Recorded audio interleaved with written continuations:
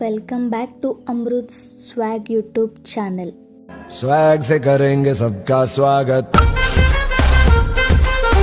ಕಾಯುವೆನ ಬೇಸಿಗೆ ರಜಕ್ಕಾಗಿ ಹೋಗಲು ಅಜ್ಜಿಯ ಮನೆಗೆ, ಕತೆಗಳ ಕೇಳಲು ತಿನಿಸುಗಳ ತಿನ್ನಲು ಹೋಗುವೆನ ಅಜ್ಜಿಯ ಮನೆಗೆ.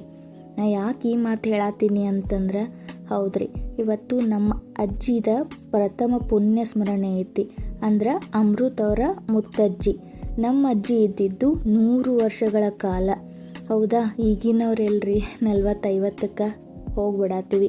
ಹೌದಾ, ಅವ್ರು ಇರುವಂತಹ ರೀತಿಯಾಗಿರ್ಬೋದು, ಅವ್ರು ನಮಗೆ ಹೇಳಿಕೊಟ್ಟಂತಹ ಮೌಲ್ಯಗಳಾಗಿರ್ಬೋದು, ಕತೆಗಳಾಗಿರ್ಬೋದು, ಅವ್ರು ಕೊಡುವಂತಹ ಒಂದೊಂದು ರೂಪಿನೂ ಕೂಡ ನಮಗೆ ಅವರು ಹೋದ್ಮೇಲೆ ಅವ್ರ ವ್ಯಾಲ್ಯೂ ನಮಗೇನಂತ ಅರ್ಥ ಆಕೈತಿ. ಹೌದಾ, ಮುಟ್ಟಿಗೆ ಮಾಡಿ ತಿನ್ನಿಸಿದಾಕಿ, ಮುಷ್ಟಿ ಯುದ್ಧ ಕಲಿಸಿದಾಕಿ, ದೇವರ ಕತಿ ಹೇಳಿದಾಕಿ, ದೇಶಭಕ್ತಿ ತುಂಬಿದಾಕಿ, ದಾನ ಧರ್ಮಗಳ ಸಂಸ್ಕಾರ ತುಂಬಿ ಬೈದು ಹೊಗಳಿ ಬೆಳೆಸಿದಾಕಿ. ಅಕ್ಕಿ ಅವ್ವ ಮೊಮ್ಮಕ್ಕಳಿಗೆ ಜೀವ. ಹೌದ್ರಿ, ಈಗ ಬರೀ ನೆನಪಷ್ಟೇ ರೀ ನಮ್ಮ ಜೊತೆ.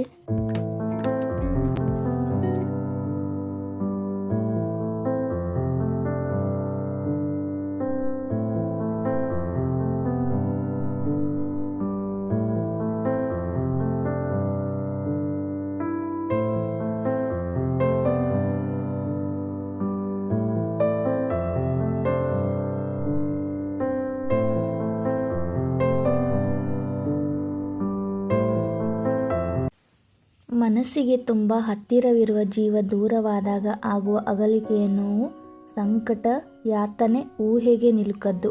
ಅಬ್ಬಾ, ನಗುವಾಗ ನೀರು ಕುಡಿಯುವುದು ಎಷ್ಟು ಕಷ್ಟವೋ, ಮನ ನೊಂದಾಗ ಕಣ್ಣೀರು ತಡೆಯುವುದು ಅಷ್ಟೇ ಕಷ್ಟ.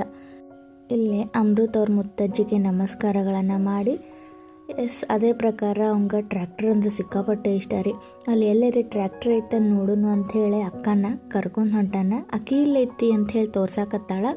ಅಲ್ಲಿ ಹೋಗಿ ಈಗ ಟ್ರ್ಯಾಕ್ಟರ್ ಮೇಲೆ ಎಂಜಾಯ್ ಮಾಡ್ತಾನೆ ನೋಡ್ರಿ.